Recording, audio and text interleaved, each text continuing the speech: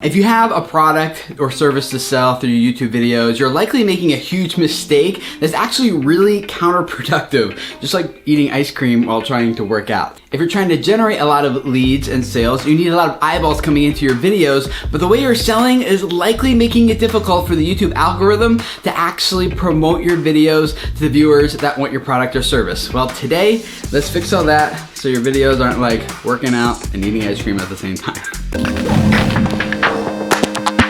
Hi guys, my name is Tim Schmoyer. Welcome to Video Creators. We're all about helping you grow your YouTube audience so you can spread a message that reaches people and changes their lives. And in order to make that sustainable long term, you need to make money on YouTube. And thankfully, it's a lot easier to sell and make money on YouTube than a lot of people think. You just need to know how to do it correctly. I have been full-time here on YouTube for 6 years now. It's grown to a team of 10 people who work for me and work for you guys on this channel and the services that we provide for you guys as creators. 100% of our revenue comes directly as a result of YouTube. And over that time, I have learned a lot about what does work in selling on YouTube and what doesn't, both for myself that makes this sustainable, as well as the hundreds of clients that my team and I serve together. But before we get into fixing the selling part, there's first two main content strategy problems that we have to fix first. Problem number one is that you have way too many goals for your video. For too many creators, they want every video they do to get a lot of views and get a lot of subscribers and get a lot of comments and generate a lot of sales and get a lot of leads and go big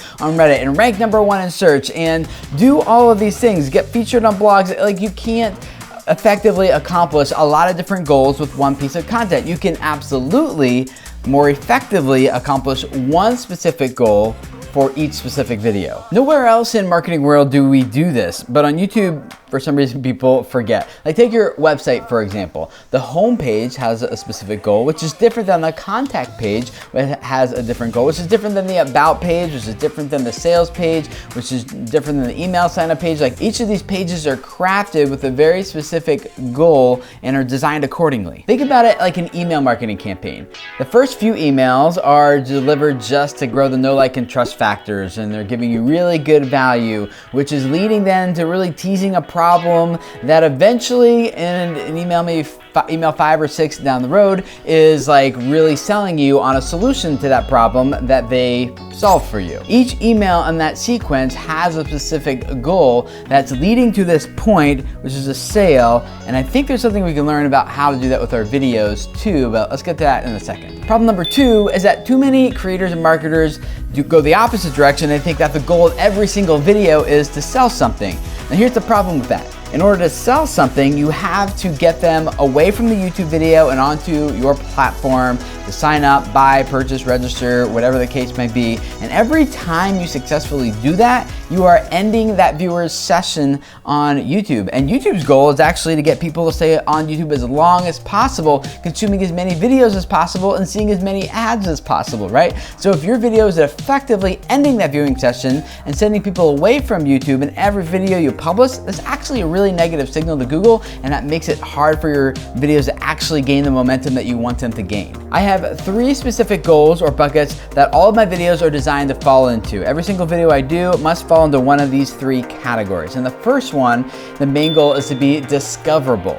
Now the goal here is to go out and get a new audience who's never heard of me before, has no idea who Tim Schmoyer Video Creators is. The only reason they click to watch my video is because the title and the thumbnail set them up to have an expectation of a certain value that they want to consume, or in your case, maybe a certain story that they want to watch. For me, those videos tend to be more highly polished and a little bit better edited and really high value content, and I'm purposely integrating things like my story and some of the things I believe and some of the branding elements that I have learned that make it easier for people to connect with me and my brand. I'm integrating all that in there, and my main call to action at the end of those discoverable videos is not to go buy a product, because that could make the video not discoverable for that much longer. Instead, my main call to action is to actually click and watch another video. I want that viewer to spend more time watching more of my videos, and if I get them watch 2, 3, or 4 videos for the next week, my videos will likely follow them around YouTube, and that to me is more important than getting a subscription or a like or a comment or anything else. The second goal or bucket of content for me are community videos.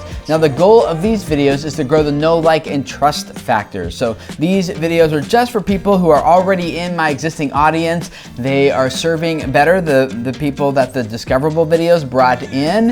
And so sometimes it's like stuff that I do for you that like maybe you wouldn't have even thought to look for or search for, but it just makes you glad you're subscribed to video creators because you're like, oh, this video is just showing up in front of me now. I wouldn't have even thought to look for this. This is great.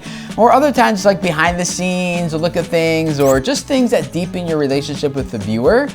That is a really good community video. Now the goal here is not to get a lot of views and subscribers necessarily. The goal here is for this video just to reach your subscribers, and probably in about another week or so, that video's passed through people's subscription fees and is no longer getting any views, and that is perfectly okay. That video has accomplished its goal. For me, the production value of these community videos tends to be a little bit more relaxed, more authentic, more personable, and just to try to make it feel like we're having a good connection. And so the main call to action on those videos is actually to engage in some way, whether it be to comment or to interact or something like that. The third goal or bucket of content that I have are my sales videos. Now these videos are designed to actually capitalize on what the discoverable videos brought in, what the community videos did to grow the know, like, and trust factors, and now I'm capitalizing on that with the sale. This is where I delivered really good value, and now I'm capturing good value. For me, the production value of these videos ranges from really high to a quick little vlog I just do on my phone. They can range really whatever serves your purpose and whatever fits your style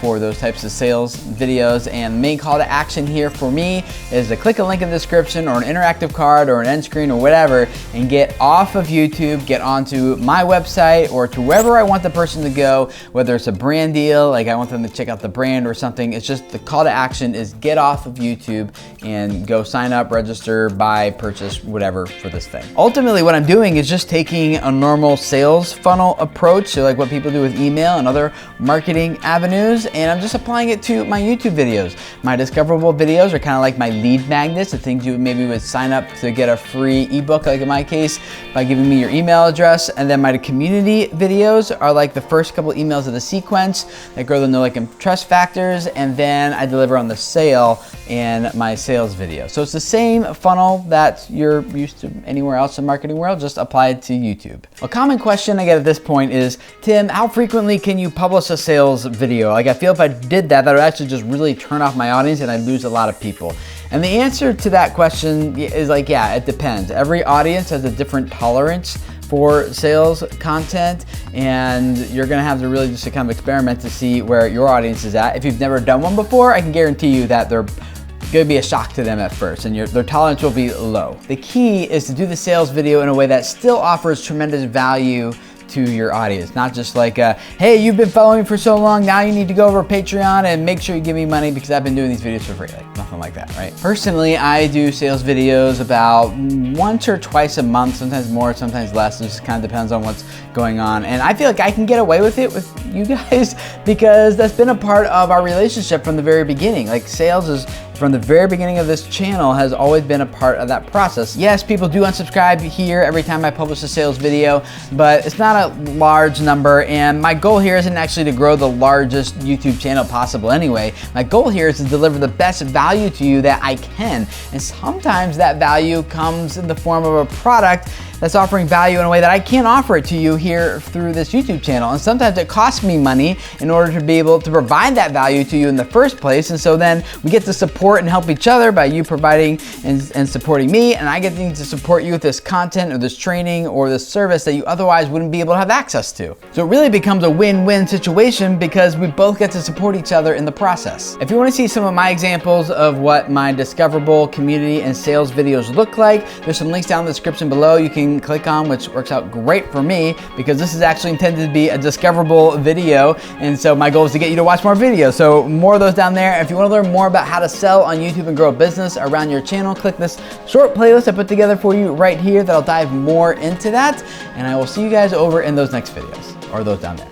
Trying to get the shoulder socket nice and warm, get blood moving into all the muscles. You can't do your arms.